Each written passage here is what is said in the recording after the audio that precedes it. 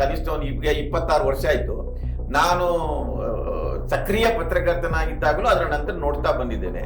ಪ್ರತಿ ಸರಿ ಕಾವೇರಿಯ ಡಿಸ್ಪ್ಯೂಟಿಗೆ ಸಂಬಂಧಿಸಿದಾಗೆ ಕರ್ನಾಟಕಕ್ಕೆ ಅನ್ಯಾಯ ಆಗ್ತಾನೇ ಬಂದಿದೆ. ಅದ್ರ ಬಗ್ಗೆ ಡೌಟೇ ಇಲ್ಲ. ಕಾವೇರಿ ನೀರು ನಿಯಂತ್ರಣ ಸಮಿತಿ ಈ ವರದಿ, ಈ ಥರದೆಲ್ಲ ವರದಿಯನ್ನ ತಗೊಂಡು ತೀರ್ಮಾನ ಮಾಡಬೇಕಾಗಿತ್ತು, ಒಪ್ಕೋತೀನಿ. ಅಟ್ ದ ಸೇಮ್ ಟೈಮ್ ರಾಜ್ಯ ಸರ್ಕಾರ ನಮ್ಮ ಇಲ್ಲಿನ ಪರಿಸ್ಥಿತಿಯ ಬಗ್ಗೆ ಸಮಿತಿ ಮುಂದೆ ಒಂದು ಸರಿಯಾದ ಆರ್ಗ್ಯುಮೆಂಟ್ ಮಾಡ್ಬೇಕಿತ್ತಲ್ವಾ. ಕರ್ನಾಟಕ ಜೊತೆಗೆ ಮಾತುಕತೆಗೆ ಬರ್ತೀನಿ ಅಂತ ಹೇಳಿದರೆ, at the same time Mekedatu ವಿಷಯದಲ್ಲಿ ಮೇಕೆದಾಟು ಅಣೆಕಟ್ಟು ಕಟ್ಟಲಿಕ್ಕೆ ತಮಿಳುನಾಡಿನ ಒಪ್ಪಿಗೆ ಪಡೆಯುವ ಅಗತ್ಯ ಇಲ್ಲ ಕರ್ನಾಟಕ ಅಂತ ಕೇಂದ್ರ ಸರ್ಕಾರ ಸಂಸತ್ ಅಧಿವೇಶನದಲ್ಲಿ ಅಧಿಕೃತವಾಗಿ ಹೇಳಿದೆ. ಆ ಹೇಳಿಕೆಯನ್ನ ಹಿಂಪಡಿರಿ, ವಿತ್ಡ್ರಾ ಮಾಡಿ ಅಂತ ವಿಜಯ್ ಮೋದಿಗೆ ಪತ್ರ ಬರೆದಿದ್ದಾರೆ. ಅದರಿಂದ ಇವರು ಅವತ್ತು ಏನಾದ್ರೂ ಒಂದು ಸ್ಟ್ಯಾಂಡ್ ತಗೊಂಡ್ರೆ ಇನ್ನು 2 ವರ್ಷಕ್ಕೆ ಇಲೆಕ್ಷನ್ ಬರಬೇಕು. ಮೊದಲೇ ಬಿಜೆಪಿಯ ಸ್ಥಿತಿ ಬಹಳ ಖರಾಬ್ ಆಗ್ಬಿಟ್ಟಿದೆ.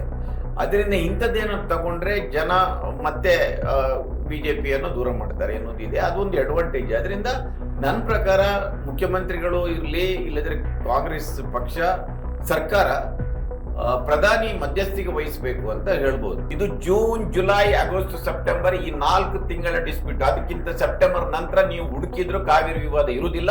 ಜೂನ್ಗಿಂತ ಮೊದಲು ಇರುವುದಿಲ್ಲ, ಸೆಪ್ಟೆಂಬರ್ ನಂತರ ನಡೆಯುವುದಿಲ್ಲ. ಇದು ನನ್ನ ಅನುಭವ. ಹೌದು. ಟಿಪ್ಪು ಸುಲ್ತಾನ್ ಯುದ್ಧದಲ್ಲಿ ಸೋಲದೆ ಇದ್ದಿದ್ರೆ, ಬ್ರಿಟಿಷರು ಬರದೇ ಇದ್ದಿದ್ರೆ, ಈಗ ಎಲ್ಲ ಟಿಪ್ಪು ಅಂತ ಗುದ್ದಾಡ್ತಾರಲ್ಲ, ಟಿಪ್ಪು ಸೋತ ನಂತರ ಮೈಸೂರು ಸಂಸ್ಥಾನ ಬ್ರಿಟಿಷರಿಗೆ ವಶವಾದ ನಂತರ ನಮ್ಮ ಎಲ್ಲ ರಿಸ್ಟ್ರಿಕ್ಷನ್ಗಳು ಶುರುವಾಗಿವೆ. ಪ್ರತಿಯೊಂದು ಫ್ಲಾಟ್ ಅಲ್ಲಿ ನನ್ನ ಪ್ರಕಾರ ಬೆಂಗಳೂರಿನಲ್ಲಿ ಪ್ರತಿಯೊಂದು ಮನೆಗೆ ಮೀಟರ್ ಹಾಕ್ಬೇಕು. ನೀವು ಅಪಾರ್ಟ್ಮೆಂಟ್ಗಳಲ್ಲಿ ಇದೆಯಲ್ಲ, ಅಲ್ಲಿ ಇಂಡಿವಿಜುವಲ್ ಫ್ಲಾಟ್ಗೆ ಮೀಟರ್ ಇಲ್ಲ. ಅವ್ರು ಎಷ್ಟಾದ್ರೂ ನೀವು ಯಾವ್ದಾದ್ರು ಒಂದು ರ್ಯಾಂಡಮ್ ಆಗಿ ಒಂದು ಅಪಾರ್ಟ್ಮೆಂಟ್ ನಲ್ಲಿ ವಾಟರ್ ಕನ್ಸಂಪ್ಷನ್ ಲೆಕ್ಕ ತೆಗೆದು, ಕುಡಿಯೋ ನೀರಿಂದ ಕಾರ್ ತೊಳಿತಾರೆ, ಗಾರ್ಡನ್ಗೆ ಹಾಕ್ತಾರೆ, ನಾಯಿಸ್ಗೆ ಸ್ನಾನ ಮಾಡಿಸ್ತಾರೆ. ಇವರೆಲ್ಲ ಉಳಿದ ರೈತರು ಹೋರಾಟ ಮಾಡ್ಬೇಕು. ಇವರಿಗೆ ರೈತರ ಬೆಳೆ ಅಲ್ಲಿ ಹೊಲದಲ್ಲಿ ಬೆಳೆ ಒಣಗ್ತಾ ಇದೆ. ಇವರು ನಾಯಿ ಸ್ನಾನ ಮಾಡ್ಲಿಕ್ಕೆ, ಪಾರ್ಕ್ ಮೇಂಟೈನ್ ಮಾಡ್ಲಿಕ್ಕೆ. ನಮಸ್ಕಾರ, ವಾರ್ತಾ ಭಾರತೀಯ ವೀಕ್ಷಕರಿಗೆ ಈ ವಿಶೇಷ ಸಂದರ್ಶನಕ್ಕೆ ಸ್ವಾಗತ. ನಾನು ಧರಣೇಶ್ ಪುಕ್ಕನಕೆರೆ. ಕಾವೇರಿ ನೀರಿನ ಸಮಸ್ಯೆ ಇನ್ನೂ ಜಾಸ್ತಿ ಆಗ್ತಾ ಇದೆ. ಈಗಷ್ಟೇ ಒಂದು ಸುದ್ದಿ ಬಂದಿದೆ. ಏನು ಅಂತಂದ್ರೆ, ಕಾವೇರಿ ನೀರು ನಿರ್ವಹಣಾ ಪ್ರಾಧಿಕಾರ 15 ದಿನಗಳ ಕಾಲ ಪ್ರತಿದಿನ 3,500 ಕ್ಯೂಸೆಕ್ಸ್ ನೀರು ಬಿಡಿ ಅಂತ ಹೇಳಿದೆ. ಆಕ್ಚುಲಿ ಪ್ರಾಧಿಕಾರ ಏನಾದರೂ ರಿಲೀಫ್ ಕೊಡ್ಬೋದು ಅನ್ನುವಂಥ ನಿರೀಕ್ಷೆ ಕರ್ನಾಟಕಕ್ಕೆ ಇತ್ತು. ಆ ನಿರೀಕ್ಷೆ ಸುಳ್ಳಾಗಿದೆ. ಜೊತೆಗೆ ಮಳೆ ಬರ್ತಿಲ್ಲ, ಇನ್ಫ್ಲೋ ಇಲ್ಲ, ಬೇರೆ ಬೇರೆ ರೀತಿಯ ಪ್ರತಿಭಟನೆಗಳು ಶುರುವಾಗಿದ್ದಾವೆ. ಒಟ್ಟಾರೆಯಾಗಿ ಕಾವೇರಿ ಸಮಸ್ಯೆ ಕ್ಷಣದಿಂದ ಕ್ಷಣಕ್ಕೆ ಸಂಕೀರ್ಣ ಆಗ್ತಿದೆ. ಈ ಪರಿಸ್ಥಿತಿನಲ್ಲಿ ಕಾವೇರಿ ಸಮಸ್ಯೆ ಅಂದರೆ ಶತಮಾನದ ಸಮಸ್ಯೆ. ಈ ಸಮಸ್ಯೆಗೆ ಪರಿಹಾರ ಏನು, ಹೇಗೆ ಸಾಧ್ಯ? ತಮಿಳುನಾಡಿನ ಮುಖ್ಯಮಂತ್ರಿ ವಿಜಯ್ ಕರ್ನಾಟಕಕ್ಕೆ ಬರ್ತಿದ್ದಾರೆ ಮಾತುಕತೆ ಆಡಲಿಕ್ಕೆ. ಆ ಮಾತುಕತೆ ಫಲಪ್ರದ ಆಗುತ್ತಾ? ಇದೆಲ್ಲದರ ಬಗ್ಗೆ ಮಾತಾಡಲಿಕ್ಕೆ ನಮ್ಮ ಜೊತೆಗೆ ಹಿರಿಯ ಪತ್ರಕರ್ತರು, ಅದಕ್ಕಿಂತ ವಿಶೇಷವಾಗಿ ಕಾವೇರಿ ವಿವಾದ ಸುಪ್ರೀಂ ಕೋರ್ಟಲ್ಲಿ ಇದ್ದಾಗ, ಪೀಕಲ್ಲಿದ್ದಾಗ ದೆಹಲಿಯಲ್ಲಿ ಇದ್ಕೊಂಡು ಹಲವಾರು ವರದಿಯನ್ನು ಮಾಡಿದ್ದಾರೆ. ಕಾವೇರಿ ಬಗ್ಗೆ ಬಹಳಷ್ಟು ಬರೆದಿದ್ದಾರೆ. ಹಿರಿಯ ಪತ್ರಕರ್ತರಂತಹ ದಿನೇಶ್ ಅಮೀನ್ಮಠ್ ಅವರು, ಅವ್ರ ಜೊತೆ ಮಾತಾಡ್ತೀನಿ. ಅದಕ್ಕೆ ಮೊದಲು ನಾನು ನಿಮಗೆ ರಿಕ್ವೆಸ್ಟ್ ಮಾಡ್ತೀನಿ, ನೀವು ಇನ್ನೂ ವಾರ್ತಾ ಭಾರತಿಯನ್ನು ಸಬ್ಸ್ಕ್ರೈಬ್ ಮಾಡಿಲ್ಲ ಅಂದರೆ ದಯವಿಟ್ಟು ಸಬ್ಸ್ಕ್ರೈಬ್ ಮಾಡಿ, ಲೈಕ್ ಮಾಡಿ, ಶೇರ್ ಮಾಡಿ, ಬೆಲ್ ಬಟನ್ ಪ್ರೆಸ್ ಮಾಡಿ. ಸರ್, ಕಾರ್ಯಕ್ರಮಕ್ಕೆ ಸ್ವಾಗತ. ಏನು ಸರ್, ಕಾವೇರಿ ಸಮಸ್ಯೆ ಇನ್ನಷ್ಟು ಕಗ್ಗಂಟಾಗ್ತಾ ಇದೆ. ಈಗ ಏನು ಪರಿಹಾರ ಇದಕ್ಕೆ? ಪರಿಹಾರ ಮಳೆ ಚೆನ್ನಾಗಿ ಬರಬೇಕು. ಅದು ಇದ್ದಿದ್ದೆ. ಮಳೆ ಚೆನ್ನಾಗಿ ಬಂದು ನೀರು ಹರಿದ್ರೆ ಪರಿಹಾರ ಆಗುತ್ತೆ. ಇದು ನ್ಯಾಚುರಲ್ ಆದ ಪರಿಹಾರ. ಉಳಿದದ್ದು ಮನುಷ್ಯ ಮಾತ್ರ ಮಾಡಬೇಕಾದ ಕೆಲಸ.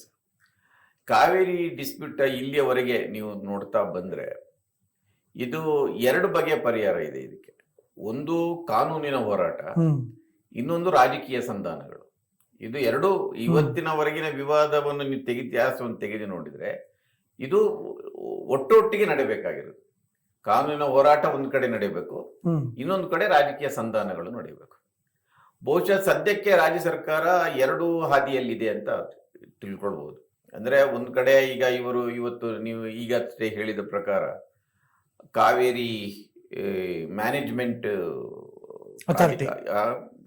ಪ್ರಾಧಿಕಾರ ಏನಿದೆ, ಇವರಿಗೊಂದು ಹೋಪ್ಸ್ ಇತ್ತು. ಕಾವೇರಿ ನೀರು ನಿರ್ವಹಣಾ ಸಮಿತಿ ಏನು 15 ದಿವಸಗಳ 3,500 ಕ್ಯೂಸೆಕ್ಸ್ ಅಂದರೆ ಒಟ್ಟು 4 TMC ನೀರು ಶಾರ್ಟೇಜ್ ಏನಿದೆ ಅದನ್ನು ಕೊಡಬೇಕು. ಶಾರ್ಟೇಜ್ ಇರೋದು ಬಹುಶಃ 8 TMC ಏನೋ ಇದೆ, ಅದರ 50% ಕೊಡಿ ಅಂತ ಅವರು 3,500 ಕ್ಯೂಸೆಕ್ಸ್ ಹೇಳಿದ್ದಾರೆ. ಸೊ ಅದರ ವಿರುದ್ಧ ಇವರೊಂದು ಅಪೀಲ್ ಹೋಗಿದ್ದಾರೆ ಪ್ರಾಧಿಕಾರಕ್ಕೆ, ಅದು ಫೇಲ್ ಆಗಿದೆ. ಈಗ ಮುಂದೆ ಇರೋದು ಸುಪ್ರೀಂ ಕೋರ್ಟ್. ಇವರು ಸುಪ್ರೀಂ ಕೋರ್ಟಿಗೆ ಹೋಗ್ಲಿಕ್ಕಿರೋದು ಒಂದು ಪರಿಹಾರ. ಅದರ ಜೊತೆಗೆ ನನ್ನ ಪ್ರಕಾರ ಕೇಂದ್ರ ಸರ್ಕಾರ ಇವತ್ತು ಮಧ್ಯಸ್ಥಿಕೆ ವಹಿಸಬೇಕು. ನೀವು inter state water dispute act ಅಲ್ಲಿ ಇದೆ, ಅಂತ ಸಂದರ್ಭದಲ್ಲಿ ಕೇಂದ್ರ ಸರ್ಕಾರ ಮಧ್ಯಸ್ಥಿಕೆ ವಹಿಸಬೇಕು ಅಂತ ಇದೆ. ಅದರಿಂದ ಇದು 2 ರಾಜ್ಯಗಳಿಗೆ ಸಂಬಂಧಿಸಿದ ವಿವಾದ ಅಂದ್ರೆ ಅದರ ಮಧ್ಯಸ್ಥಿಕೆಗಾರರು ಒಬ್ರು ಬೇಕಾಗುತ್ತೆ. ಅದು ಯಾರು ಮಾಡೋದು? ಅದನ್ನ ಕೇಂದ್ರ ಸರ್ಕಾರ. ಇಲ್ಲಿ ಇನ್ನೊಂದು ನೋಡಿ, ಕರ್ನಾಟಕದಲ್ಲಾಗ್ಲಿ ತಮಿಳುನಾಡಲ್ಲಾಗ್ಲಿ ಬಿಜೆಪಿ ಸರ್ಕಾರ ಇಲ್ಲ, ಕೇಂದ್ರದಲ್ಲಿರೋ ಬಿಜೆಪಿ ಸರ್ಕಾರ. ಹಂಗಾಗಿ ಕೇಂದ್ರ ಸರ್ಕಾರ ಮನ್ಸು ಮಾಡಿದ್ರೆ ಫೇರ್ ಆಗಿ ಡಿಸಿಷನ್ ತಗೋಬಹುದು, ಫೇರ್ ಆಗಿ ಇಲ್ಲಿಯವರೆಗೆ ಏನಾಗಿತ್ತು ಅಂದ್ರೆ, ನಮ್ಗೆ ಕರ್ನಾಟಕಕ್ಕೆ ಇರುವ ಒಂದು ಡಿಸ್ಅಡ್ವಾಂಟೇಜ್ ಏನಿತ್ತು ಅಂದ್ರೆ, ಒಂದು ಕರ್ನಾಟಕದಲ್ಲಿ ಯಾವಾಗ್ಲೂ ಇರುವುದು ರಾಷ್ಟ್ರೀಯ ಪಕ್ಷಗಳ ಸರ್ಕಾರ, ತಮಿಳುನಾಡಿನಲ್ಲಿ ಇರುವುದು ಪ್ರಾದೇಶಿಕ ಪಕ್ಷಗಳ ಸರ್ಕಾರ. ಮತ್ತು ಆ ಪ್ರಾದೇಶಿಕ ಪಕ್ಷ ಅದು DMK ಇರಲಿ ADMK ಇರಲಿ, ಕೇಂದ್ರ ಸರ್ಕಾರದ ಆಡಳಿತ ಪಕ್ಷದ ಜೊತೆಗೆ ಒಂದು ಅಲಯನ್ಸ್ ಇತ್ತು. ಅದು ಮನಮೋಹನ್ ಸಿಂಗ್ ಇದ್ದಾಗ್ಲೂ ಇತ್ತು, ವಾಜಪೇಯಿ ಇದ್ದಾಗ್ಲೂ ಇತ್ತು. ಅದರಿಂದ ಅವರು ಬ್ಲಾಕ್ ಮೇಲ್ ಮಾಡ್ತಾ ಇದ್ರು ಸೆಂಟ್ರಲ್ ಗವರ್ಮೆಂಟ್. ಬಹುಶಃ ಇದೇ ಮೊದಲ ಬಾರಿ ತಮಿಳುನಾಡಿನಲ್ಲಿ ಬಿಜೆಪಿಗೆ ಸ್ಟೇಕ್ ಇಲ್ಲ, DMK ಜೊತೆನೂ ಇಲ್ಲದ್ರೆ ADMK ಜೊತೆ ಇದೆ ಅವರದ್ದು. ಅದು ಪವರ್ ಅಲ್ಲಿ ಇಲ್ಲ. ಮತ್ತು ಆಡಳಿತ ಪಕ್ಷದ ಜೊತೆ ವಿಜಯ್ ಜೊತೆನೂ ಅವ್ರದ್ದು ಇಲ್ಲ. ಅದರಿಂದ ಈ ಸಂದರ್ಭದಲ್ಲಿ ಅದೊಂದು ಅಡ್ವಾಂಟೇಜ್ ಬಹಳ. ನೀವು ಕಾವೇರಿನ ಇತಿಹಾಸ ತೆಗೆದು ನೋಡಿದ್ರೆ ಮೊದಲ ಬಾರಿ ಆ ರೀತಿ ಒಂದು ಸ್ಟೇಕ್ ಇಲ್ಲ. ಅದರಿಂದ ಕರ್ನಾಟಕದ ಬಿಜೆಪಿಯವರು ಎಷ್ಟೇ ಕೂಗಾಡ್ಲಿ, ಬಹುಶಃ ಕೇಂದ್ರ ಸರ್ಕಾರಕ್ಕೆ ಈಗ ಹಾಗೆ ನೋಡಿದ್ರೆ ಅವರ ಸ್ಟೇಕ್ ಇರುವುದು ಕರ್ನಾಟಕಕ್ಕೆ, ತಮಿಳುನಾಡಿಗೆ ಇಲ್ಲ. ಇಲ್ಲಿ ಬಿಜೆಪಿ ಇದೆ. ಅದರಿಂದ ಇವರು ಅವತ್ತು ಏನಾದ್ರೂ ಒಂದು ಸ್ಟ್ಯಾಂಡ್ ತಗೊಂಡ್ರೆ, ಇನ್ನು 2 ವರ್ಷಕ್ಕೆ ಇಲೆಕ್ಷನ್ ಬರಬೇಕು, ಮೊದಲೇ ಬಿಜೆಪಿಯ ಸ್ಥಿತಿ ಬಹಳ ಖರಾಬ್ ಆಗ್ಬಿಟ್ಟಿದೆ. ಅದರಿಂದ ಇಂಥದ್ದೇನಾದ್ರು ತಗೊಂಡ್ರೆ ಜನ ಮತ್ತೆ ಬಿಜೆಪಿಯನ್ನು ದೂರ ಮಾಡ್ತಾರೆ ಅನ್ನೋದಿದೆ. ಅದೊಂದು ಅಡ್ವಾಂಟೇಜ್. ಅದರಿಂದ ನನ್ನ ಪ್ರಕಾರ ಮುಖ್ಯಮಂತ್ರಿಗಳು ಇರಲಿ, ಇಲ್ಲದ್ರೆ ಕಾಂಗ್ರೆಸ್ ಪಕ್ಷ ಸರ್ಕಾರ ಪ್ರಧಾನಿ ಮಧ್ಯಸ್ಥಿಕೆ ವಹಿಸಬೇಕು ಅಂತ ಹೇಳ್ಬೋದು. ಒಂದು ಪ್ರಯತ್ನ ಮುಖ್ಯಮಂತ್ರಿ ಶಿವಕುಮಾರ್ ಅವರು ಮಾಡಿದ್ದಾರೆ. ಅಲ್ಲಿಯ ಮುಖ್ಯಮಂತ್ರಿ ವಿಜಯ್ ಅವನ್ನ ಇಲ್ಲಿ ಆಹ್ವಾನ ಮಾಡಿದ್ದಾರೆ, ಅವ್ರು ಬರ್ತಾರೆ ಅಂತ ಹೇಳಿದ್ರು. ಇದೊಂದು ಒಳ್ಳೆ ಸೈನ್. ಅದು ಇಲ್ಲಿವರೆಗೆ ಏನಾಗಿದೆ ಅಂದ್ರೆ, ಜಯಲಲಿತಾ ಬಹಳ ಅಡಮಂಟ್ ಆಗ್ತಾ ಇದ್ಲು ಹಿಂದೆ ಇರುವಾಗ, ಮುಖ್ಯಮಂತ್ರಿ ಇದ್ದಾಗ. ಅವರು ಯಾವ ಮಾತುಕತೆಗೂ ಸಿದ್ಧ ಇರಲಿಲ್ಲ. ಹೆಚ್ಚು ಕಡಿಮೆ ಕರುಣಾನಿಧಿನೂ ಹಂಗೆ ಇದ್ರು. ಆದ್ರೆ ಜಯಲಲಿತಾ ಬಹಳ ಮೊಂಡು, ನಿಮಗೆ ಗೊತ್ತಿದೆ. ಅವರು ಡೆಲ್ಲಿಗೆ ಬಂದಾಗ ಅವರ ನಡವಳಿಕೆ ಮತ್ತು ಎಲ್ಲ ಸಂದರ್ಭಗಳಲ್ಲಿ.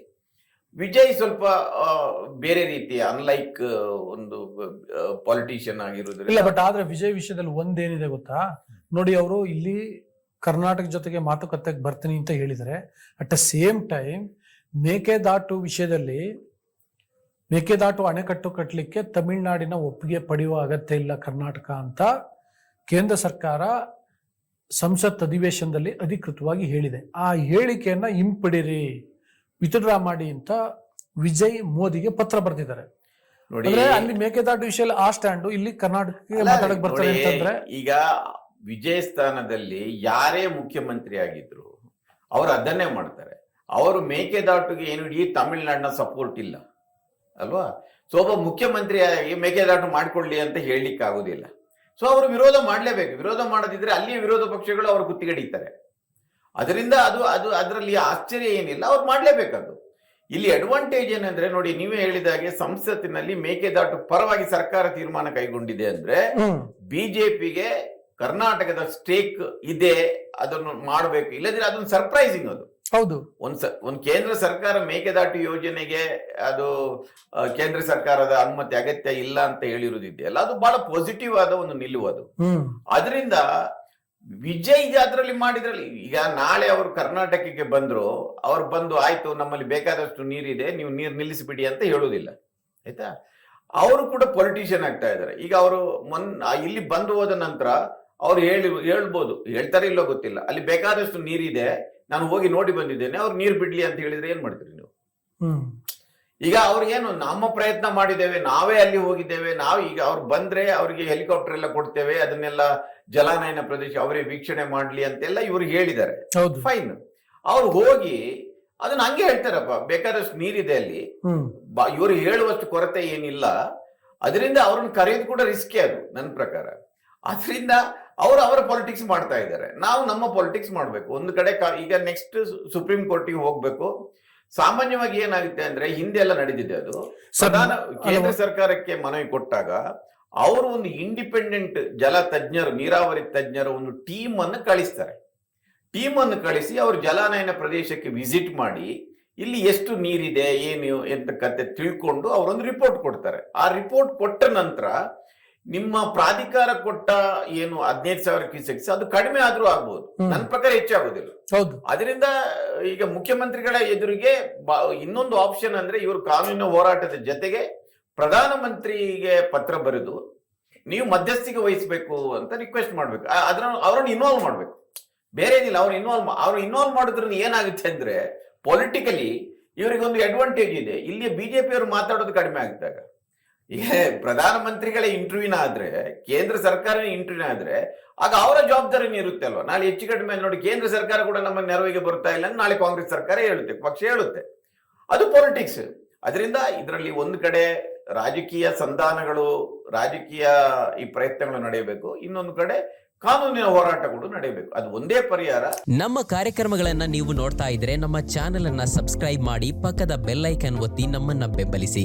ಹಾಗೆ ನಮ್ಮ ಕಾರ್ಯಕ್ರಮಗಳನ್ನ ಲೈಕ್ ಮಾಡಿ, ಕಮೆಂಟ್ ಮಾಡಿ, ಅದನ್ನ ಬೇರೆಯವರಿಗೂ ವಾಟ್ಸ್ಆಪ್ ಮೂಲಕ ಶೇರ್ ಮಾಡಿ. ನೀವು ಹೀಗೆ ಮಾಡಿದಾಗ ನಮ್ಮ ಚಾನೆಲ್ ಇನ್ನಷ್ಟು ಮತ್ತಷ್ಟು ಜನರಿಗೆ ತಲುಪಲು ನೀವು ನಮ್ಮೊಂದಿಗೆ ಸಹಕರಿಸಿದ ಹಾಗಾಗುತ್ತೆ. ಇದು ನೀವು ಯಾವುದೇ ಖರ್ಚಿಲ್ಲದೆ ಕೆಲವೇ ಸೆಕೆಂಡುಗಳಲ್ಲಿ ನೀಡಬಹುದಾದ ಸಹಕಾರ. ಧನ್ಯವಾದಗಳು.